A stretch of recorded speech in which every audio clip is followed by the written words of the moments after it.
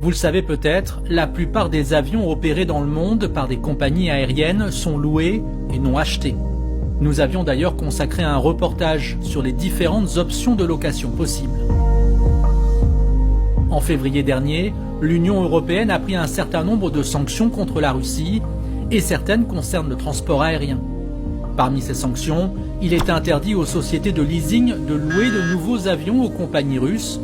Il est également fait mention que les compagnies russes devaient restituer leurs avions loués au plus tard le 28 mars.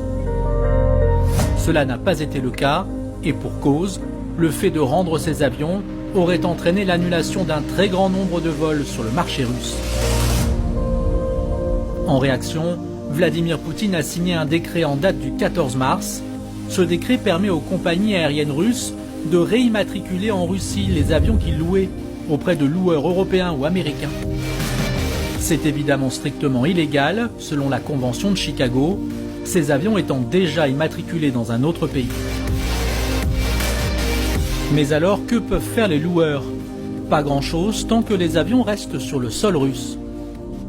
S'ils passent la frontière, en revanche, les loueurs seront en droit de les récupérer, et ce, dans n'importe quel pays autre que la Russie.